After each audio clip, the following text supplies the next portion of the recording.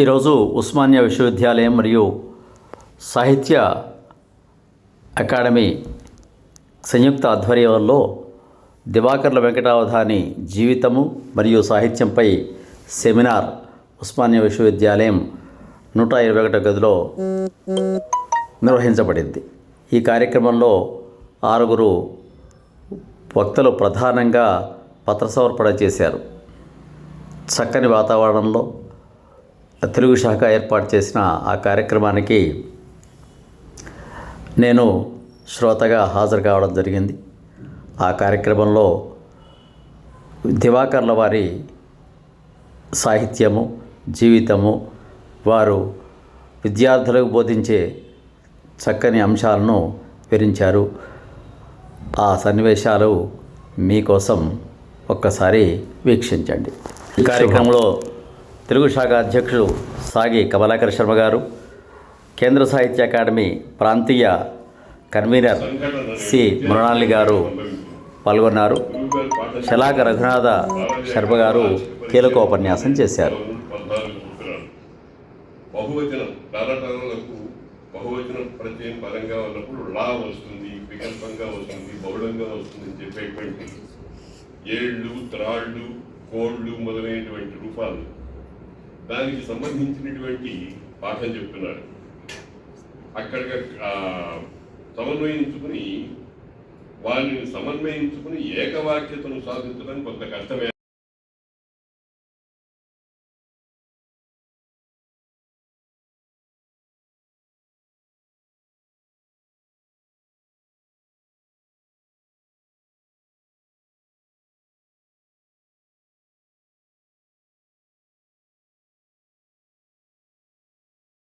సమావేశంలో ఆర్ట్స్ కళాశాల principal Shri C Kasim గారు కూడా పాల్గొన్నారు. తర్వాత అనుమాండ్ల భూపయ్య గారు మధువనం పై ఉపన్యాసం చేశారు.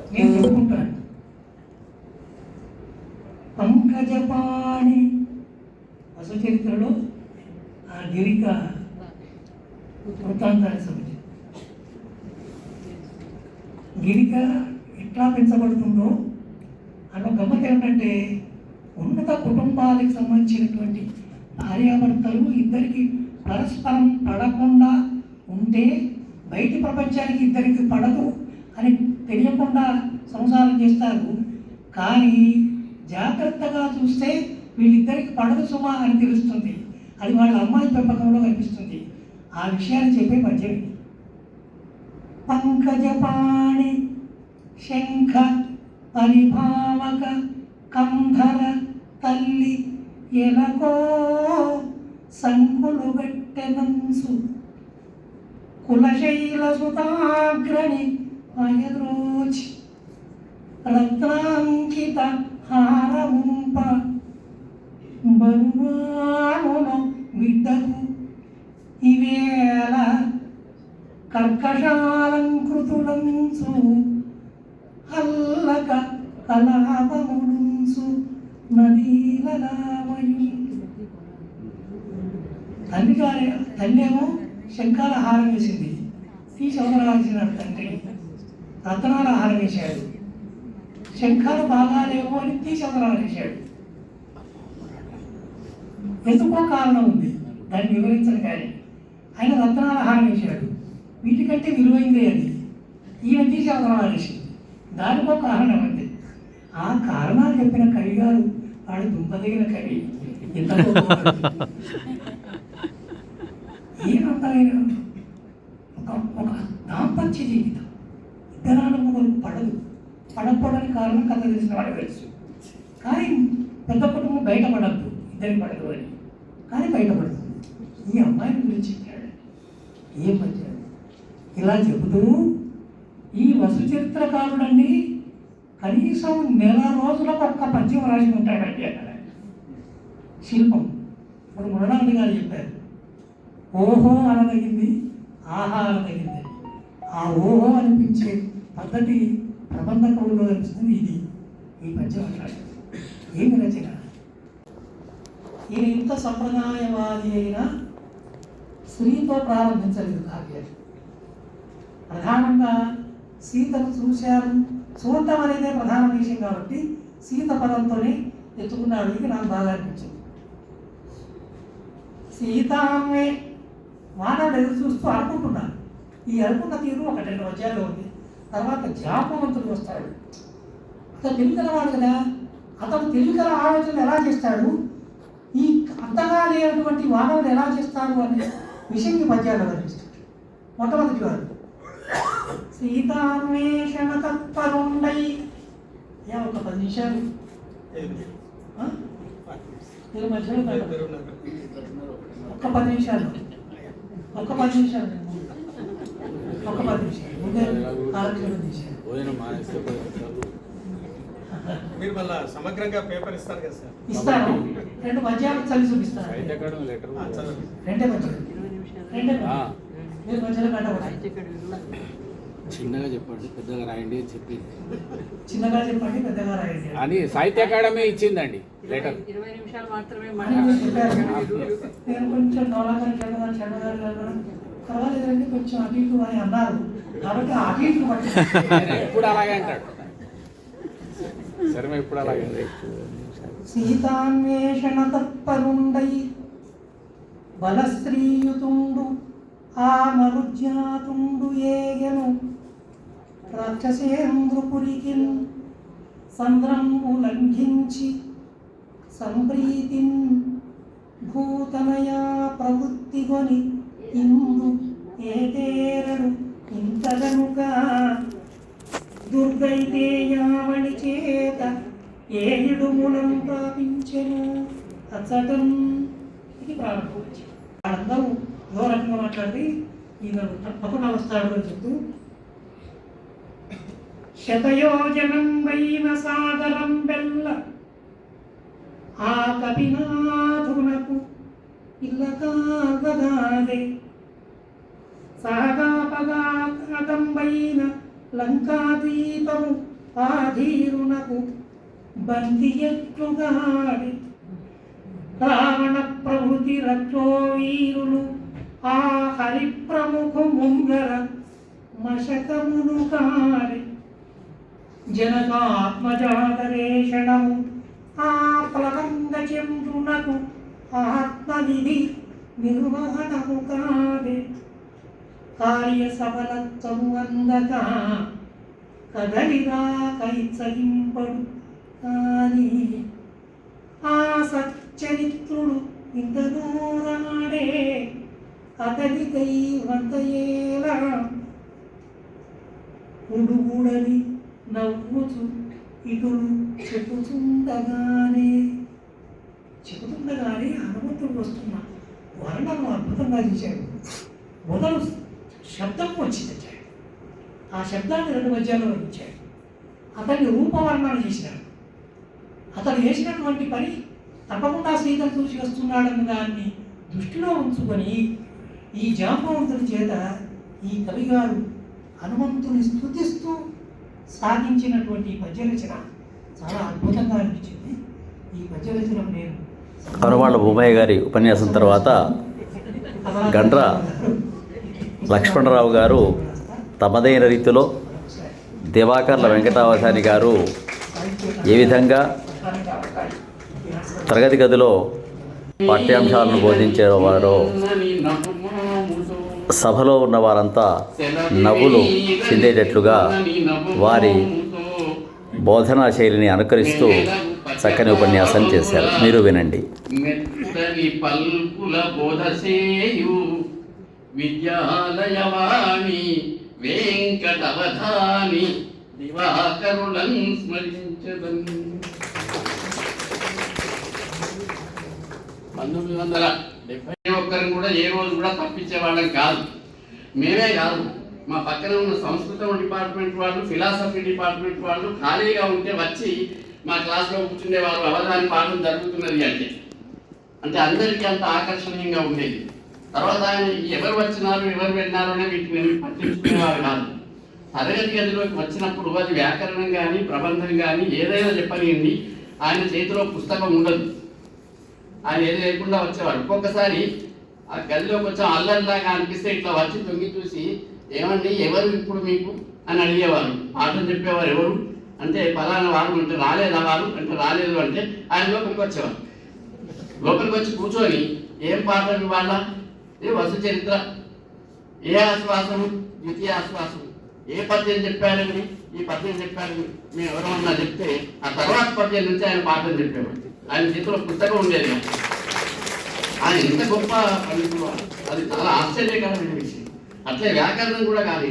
వ్యాకరణం లోపలికి వచ్చిన తర్వాత నిన్న ఏ సూత్రం చెప్పుకున్నామండి అని అడిగేవారు. ఎవ్వరు చెప్పకపోతే మా క్లాసులో రామకృష్ణారెడ్డి అని ఒక విద్యార్థి అంధుడు, ఆయన చెప్పేవాడు. అందుకని తర్వాత ఎప్పుడు తరగతికి వచ్చినా అవధాని గారు ఏం చేశారంటే, ఏమండి రెడ్డి గారు నిన్న ఏం చెప్పుకున్నామని ఆయనే అడిగారు. అంటే మనం కళ్ళున్న వాళ్ళని ఎవరికి లేదు, ఆయన అంధుడని కూడా జ్ఞాపకం పెట్టుకుంటున్నాడు. అట్లా మర్యాద చేసి ఆయనని ఆ సూత్రాలు చెప్తున్నట్టు ఇందాక మా భూమయ్య గారు చెప్పినట్లు సూత్రాలు ఒక రకమైన లయలో చదివేవారు. మరి రాగం తీసి పద్యంలాగా కాకుండా, పొడి వాక్యంలాగా కాకుండా ఆ సూత్రానికి ఏ లయ ఉంటుందో ఆ లయలో చదివేవారు.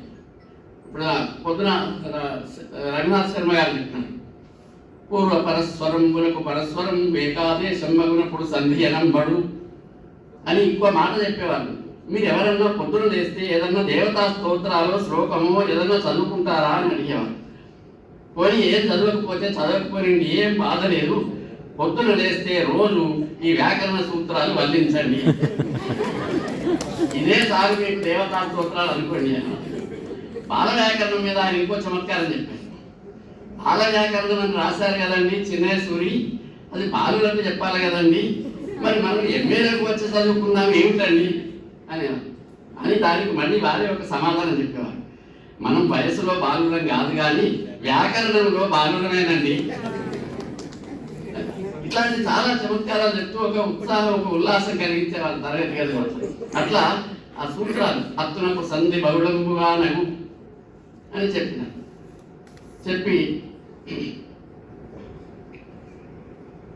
బాహుళకము చేత ఆ స్త్రీ తత్సమవాచకములు కొన్ని కాలం పడియడు గంగను కాసే నిరతిచ్చే విరయాలు వాదులకు సంధి ఏమిచే బాహుళకము చేతనీయరు మునది అనేవాడిది సూత్రమే అని ఇంకో మాట అనేవారు. గంగను కాసే నిరతిచ్చను అని ఇట్లాంటి కొన్ని విశేష ప్రయోగాలు ఉన్నాయండి. కానీ ఇంకొకటి వెలా ప్లస్ ఆలు, అది సంధి అయితే వెలాలు కావాలండి, అది కాలేదండి. అక్కడ ఎరాగం వచ్చి వెలయాలయ్యిందండి బహుళక చేత. ఎక్కడ సంధి అవసరమో అక్కడ లేదండి.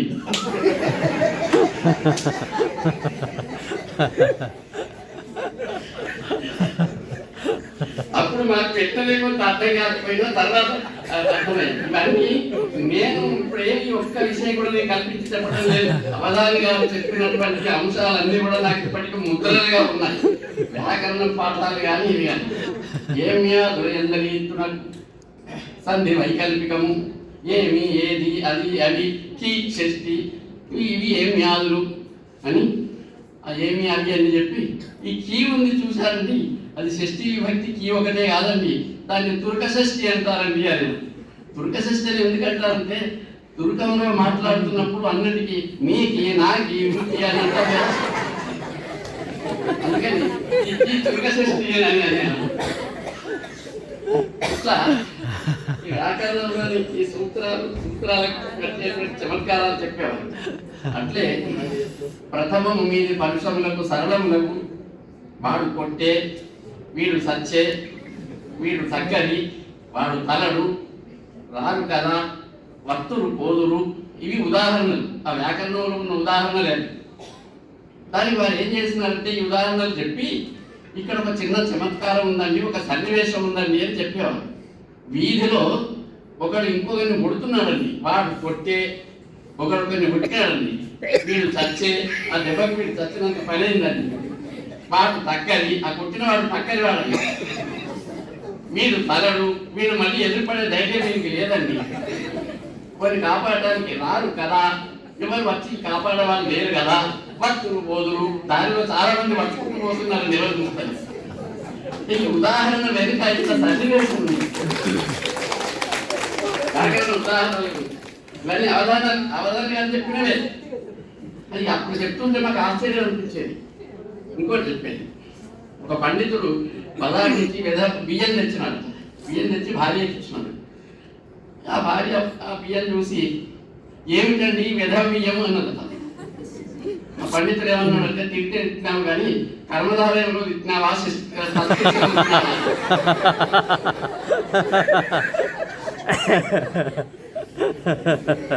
కర్మధారయంలో అయితే వెధవ అయిన బియ్యం నాకు బాధలేదు, తత్పురుషంలో తింటే వెధవ యొక్క బియ్యం ఏ సమాసంలో తింటావో చెప్పాను. ఇట్లా ఎన్ని హాస్యాలు నిజంగా వ్యాకరణ సూత్రాలు చెప్తుంటే ఎన్ని చెప్పాలని చెప్పేవాడు. అట్లే ఒక కారక పరిచ్ఛేదంలో ఒక సూత్రం ఉంది. ప్రథమకు ద్వితీయ బహుళంబుగానగు అని ఒక సూత్రం ఉంది. జడం గుణం ప్రథమకు ద్వితీయ బహుళంబుగానగు. వాడు పూలు తెచ్చే, వాడు పూలను తెచ్చే, ఆమె సొమ్ములు దాల్చే, ఆమె సొమ్ములను దాల్చే, వాడి ఇల్లు వెడలే, వాడి ఇంటిని వెడలే. ఇవి ఉదాహరణ ఆ సూత్రానికి. ప్రథమకు ద్వితీయ, ప్రథమ అంటే పువ్వులు ప్రథమ, పువ్వులను అనే ద్వితీయ. అప్పుడప్పుడు ద్వితీయ ప్రథమ అవుతుంది అని, అది ద్వితీయ ప్రథమ, ప్రథమ ద్వితీయ, ద్వితీయ ప్రథమ బహుళంబుగా అని. పువ్వులను అనే బదులు పువ్వులు తెచ్చే అని కూడా ఉంటుంది. ఇందులో ఒక చమత్కారం ఉందండి. వాడు భర్త బజార్ నుంచి వచ్చేటప్పుడు ఇన్ని పువ్వులు తెచ్చినాడండి. తెస్తే ఆమె ఏం చేసింది, ఈ ₹1 పువ్వులు ఇవ్వడానికి కావాలి, పుట్టింటి నుంచి తెచ్చుకున్న నగలు ఉన్నాయి చూడని ఆమె నగలు పెట్టుకొని కొంటే ఇటువంటివి కొనమన్నది. వాడు పువ్వులను తెచ్చే, ఆమె సొమ్ములు దాల్చే, ఆమె సొమ్ములను దాల్చే. వాడికి పాప ఆయన సొమ్ములు వేరే శక్తి లేదు, అందుకని పూలు భరించలేక వాడు ఇల్లు వేడలే.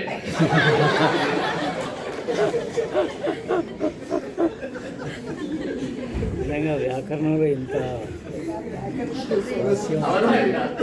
వ్యాకరణం ఎంత హాయిగా ఉందో చూడండి, ఎంత హాయిగా చెప్పేవాళ్ళు వ్యాకరణాన్ని. ఇట్లా వ్యాకరణంలో చాలా సూత్రాలు, వాటికి అర్థాలు. అంటే నేను ఒక చమత్కారాలు కాదు, చమత్కారాలు చెప్తే ఆ ఉదాహరణలు జ్ఞాపకం ఉండేవి, ఆ ఉదాహరణల క్రమం జ్ఞాపకం ఉండేది. ఆ ఉదాహరణల క్రమం జ్ఞాపకం ఉన్న తర్వాత సూత్రం జ్ఞాపకం వచ్చేది. ఇవి దేని వరకు చెప్పినాడు, ఈ సూత్రం ఇది కదా అని.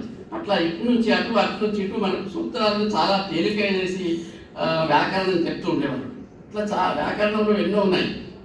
జవాశబ్దంబు జవని శబ్ద భవంబని ఎరుగునది, వేదాది శబ్దంబుల కాలు శబ్దంబు పరంబగునప్పుడు కర్మధార ఎమ్మునందు రుగాగమంబగు అని వేద వీద బాలెంత ముద్ద జవాశబ్దంబు జవని శబ్ద భవంబునని ఎరుగునది ఏకాంతమునందు జవరాన్నని కాదే ప్రయోగము.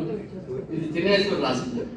దాన్ని ఈ అవధాని అవకాశం తీసుకొని ఆ జవరాంధ్ర పద్యం ఏకాంతంలో ఉన్నది. ఇంతలు కన్నులుండ తెరువులు వరి వేడలు, ఆ పద్యం మొత్తం చదివేవాడు. చదివి ఆ చమత్కారం చెప్పేవాడు. ఆయన ఏమన్నాడండి ఆ అలసారి పెట్టడం, ఇంతలు కన్నులు అన్నాడు. ఇంతలు అంటే వరువుదిని ఎంతలన్నదండి, ఇంతన్నదా ఇంతన్నదా ఇంతన్నదా ఏమో మనకేం చెప్పాలి. అంటే ఆయన ముఖానికి ఎంత ఉంటే అందంగా ఉంటాడో అంత ఉన్నది అని అర్థం. ఇంతలు కన్నులు అని అన్నాడు. చతురావచోనిధి అంటే ఇదేనండి అని మళ్ళీ చెప్పేవాడు. అలసాని చతురావచోనిధి అంటే ఇదేనండి అని చెప్పేవాడు. అట్లా ఎక్కడ సందర్భం దొరికితే అక్కడ పద్యాలు ఎత్తుకునేవాడు. అది వ్యాకరణం కానీ ఏదైనా కానీ. అట్లే మాకు వసు చరిత్ర చెప్పింది. వసు చరిత్రలో ఇందాక తన పంకల పాడు శంక పరిభావ కానీ. అయితే ఇవన్నీ ఇంకొక విషయం ఇక్కడ జ్ఞాపకం చేయాలి. రఘునాథ శర్మ గారు మాట చెప్తూ వారు అంతకుముందు సంస్కృతం భాషా పుస్తకం ఇవన్నీ చదివినారండి. మేము మాత్రము డిగ్రీలో అచ్చంగా నేను మ్యాథమెటిక్స్ బిఎస్సి, మా భూమయ్య గారు బయాలజికల్ సైన్స్ బిఎస్సి. మేమిద్దరం క్లాస్మేట్లని. నేను ఎంపీసీ, దాని బైపీసీ. మాకిద్దరికి అప్పటికి పద్యాల వాసన ఉంది కానీ రుచి బాగా తెలియదు. ఆయన చిన్నప్పటి నుంచి పద్యాల భూమయ్య అని పిలిచేవాళ్ళం. ఆయన హై స్కూల్లో నుంచే పద్యాలు చదివేవాడు. మేము డిగ్రీలో ఉన్నప్పుడు కలిసి వావిళ్ళ వారు వాళ్ళు వీళ్ళు రాసిన వ్యాఖ్యానాలు ఇద్దరు దగ్గర పెట్టుకొని కూర్చొని చదివేవాళ్ళు. అట్లా కొన్ని పద్యాల మీద మాకు రుచి ఉండేది, కొద్దిగా వాసన ఉండేది. కానీ అవధాని గారు చెప్పిన తర్వాత ఆయన వస్తు చరిత్ర ఉక్క ప్రబంధం అనే మాటే కానీ ఆ ఉక్క ప్రబంధంలో ఏదన్నా ఒక పద్యం ఎత్తుకుంటే హనుమంతుని పొగిడినాడండి వస్తు చరిత్రకారుడు. ఇష్టదేవతా స్థుతులలో హనుమంతుని పొగిడిన వారు లేరండి. ఒక రామరాజ భూషణుడు అన్నాడు, తరుణ కకబళను ప్రతి చూపెనెవ్వాడు రుచుల చే ఫలమోహ రుచుల చేత. ఇది అవధాని గారి స్టైలే చదువుతున్నాను, నా స్టైల్ వేరే ఉంటుంది. తరుణార్క కబళనొత్తది చూపెనెవ్వాడు రుచులచే ఫలమోహ రుచుల చేత. ఆయన చదువుతుంటే ఆ కళ్ళల్లో ముఖంలో ఆనందం కనపడుతున్నాను. అంటే పద్యం ఎంత అందంగా ఉన్నది చూడని తాను అనుభవించుకుంటూ చదువుతున్నాడు. రుచులచే ఫలమోహ రుచుల చేత అకలంకరామముద్రికము నెవ్వాడు శయము చే ఋత్కుశే శయము చేత. మున్నీరు పల్వలంబుగా దాకెనెవ్వాడు రణము చే గుణగణార్జవము చేత. అది చదువుతుంటే ఈ పదాలను చూసి మాకు కూడా మురిపం అనిపించింది, చాలా సంతోషం అనిపించింది. ఇట్లాంటి పద్యాలను చదివి పరిచయం చేసి అర్థాలు చెప్తే దీనికన్నా ముందే ఉన్నదో వెనుకే ఉన్నదో అని మేము చదవాలనేటువంటి ఒక ఆశ కలిగేది, ఒక కోరిక కలిగేది, పద్యాల మీద అంత ప్రేమ కలిగేది. పద్యాలలో కానీ వ్యాకరణంలో కానీ ఎక్కడ ఏమి కష్టం లేదు, అసలు ఏ రకమైనటువంటి కష్టం పాఠాలలో లేదు అనే విషయము అవధాని గారు చెప్తే మనకు అర్థమైంది. అవధాని గారు అంత బాగా పాఠం చెప్పేవారు. అనేక పద్యాలు ఆ వసుచరిత్రలో ఉన్న సంగీతంతో కూడిన పద్యాలు కానీ, స్వైర విహార ధీరడ అనే పద్యం కానీ, ఆ రూపం అనేది ఉన్నది చూడండి. చాలామందికి ఆడవాళ్ళకి పెళ్ళయిందని తెలుస్తుంది కదండి, మంగళసూత్రం ఉంటుంది తెలుస్తుందండి, పెళ్లి కాలేదని తెలియటానికి కూడా ఒక ఆభరణం ఉందండి. అది వసుచరిత్రకారులే చెప్పినాడు, మన వాళ్ళకి తెలిసినో లేదో. ఆ అమ్మాయి మెడలో రూపు ఉన్నది, రూపు అనేది కూడా ఒక ఆభరణమే, పథకం, ఒక లాకెట్ మెడలో ఉంది అని. ఇవి చాలా చమత్కారంగా ఇట్లాంటివి పద్యాల్లో ఉన్న చమత్కారాలు అవి ఇప్పటికీ కొన్ని జోడించి చెప్తూ ఉండేవారు. అట్లే కవులను గురించి, చాటు పద్యాలను గురించి, అవధాన పద్యాలను గురించి చాలా విషయాలు సందర్భాలను బట్టి చెప్పేవారు. ఇంకొక విషయం ఏమిటంటే, ఒక పద్యం ఒకసారి చెప్పిన తర్వాత అంకము చేరి శైలతనయా తన దుగ్ధములను వేడ బాల్యాంక విచేష్ట అబలిచంకబడింపబోయి ఆవంక కుచంబుగానక హివల్లభహారముగాంచి వేమునాళంకుర శంకరంటడు కదా అశ్విని గొల్చెదరిష్ట సిద్ధికి పద్యం చెప్పినారు కదా. మొత్తం సంవత్సరం లోపల ఇట్లాంటి కొన్ని పద్యాలు ఒక 10-20 సార్లు అన్న చెప్పేవారు. ఎవరన్నా ఇదివరకు 2-3 సార్లు విన్నాక మళ్ళీ వింటారా, ఇదివరకు చెప్పినారు కదా అనుకుంటాం. కానీ అవధాని గారు కాదు 10 సార్లు కాదు 11వ సార్లు చెప్తే కూడా మనం వినాలని చూసేవాళ్ళం. ఎందుకంటే ఆయన చెప్పే తీరట్లా ఉంది. ఎన్నిసార్లు చెప్పినా కానీ వినాలని అనిపించేది తప్ప, ఇదివరకు చాలాసార్లు చెప్పింది మళ్ళీ మీకు చెప్తున్నారు విసుగు అనిపిస్తున్నది బోర అట్లా ఉండేది కాదు. అట్లా చాలా పద్యాలు పదే చెప్తూ ఉండేవారు. పదే చెప్పడం వల్ల గొప్ప పద్యాలు ఏమిటి, ప్రబంధాలలో ఉన్న గొప్ప పద్యాలు ఏమిటి, అవి ఎట్లా జ్ఞాపకం ఉండాలని ఆయన చదివేవే చాలా వరకు. భోజన విరామం తర్వాత డాక్టర్ సంగనభట్ల నర్సయ్య గారు దివాకర్ల వెంకటావధాని గారి కావ్యలహరిపై ఉపన్యాసాన్ని చేశారు. వక్షోముఖాంగేషు ఏ లోకానాం స్థితిమావహంత్యవహితాం శ్రీపుంసయోగోద్భవాం తే వేదత్రయమూర్తయః త్రిపురుషాః సంపూజితావసురైః భూయాసుః పురుషోత్తమాం భుజభవ శ్రీకంధరాః శ్రేయసే.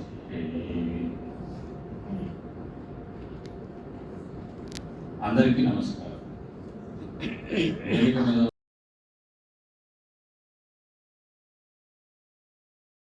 పోతులు కొందరయ్యలవునని కొనియాడనేరరు అది అట్టిదా లే జవరాలు చెక్కు గీటిన బసవల్చు బాలకుడు డెంతమునంగల గంగ నేర్చునే. ఈ పద్యాన్ని చెప్పి శ్రీనాథ మహాకవి ఇలాగ చమత్కారంగా చెప్పారని చెప్పాడు.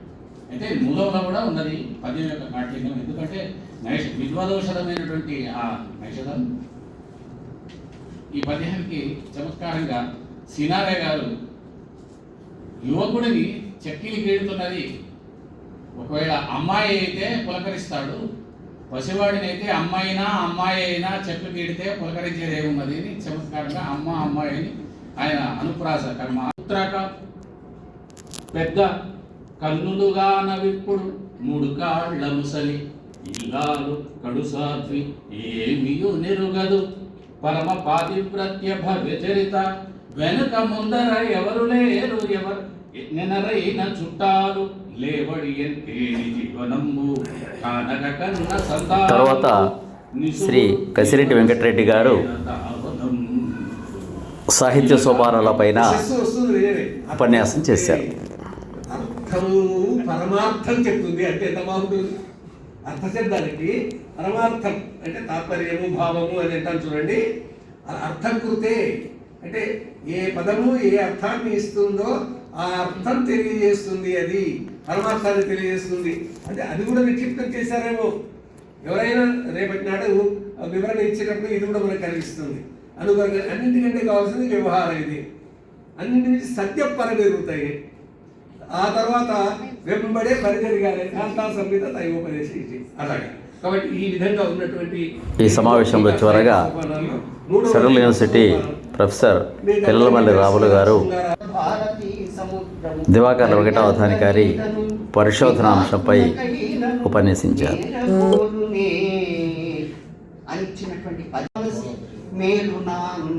ఇతరుల అక్షరగమ్యతనాదరింప అని చెప్పినటువంటి దీంట్లో ఆయన చెప్పుకున్న 3 అంశాలు: ప్రసన్న కథాకల్ప విముక్తి, అక్షర రమ్యత, అట్లే నానా రుచిరార్థ సూక్తి నీతిత్వం. ఈ మూడింటిని మనం నన్నయ్య గారి కవితా లక్షణాలు అని అనుకుంటాం. ఈ మూడింటిని ఎక్కడి నుంచి తీసుకున్నారట? పంప భారతం నుంచి తీసుకున్నారు. పంప చాలా విన్యాసం అనేక లక్షణ గుణ ప్రభ ఆయన చెప్తున్నటువంటి ఇది ఈ రకంగా ఉంటుంది అన్నమాట. కుసుమ ఇది ఆయనే చెప్పుకున్నటువంటి పంప భారతంలో ఉన్నటువంటి శ్లోకాన్ని, పంప భారతంలో ఉన్నటువంటి పద్యాన్ని, ఈ 3 లక్షణాన్ని ప్రసన్న కథాకల్ప కథను ఏ రకంగా కార్యక్రమంలో పత్ర సమర్పణ చేసిన ఆచార్యులందరికీ కూడా తెలుగు డిపార్ట్మెంట్ తరఫున ఘనంగా సత్కరించారు. అనేక కళాశాలకు సంబంధించిన విద్యార్థులు, సాహిత్యాభిమానులు, పూర్వ విద్యార్థులు చాలామంది పాల్గొన్నారు. శుభం భూయాత్.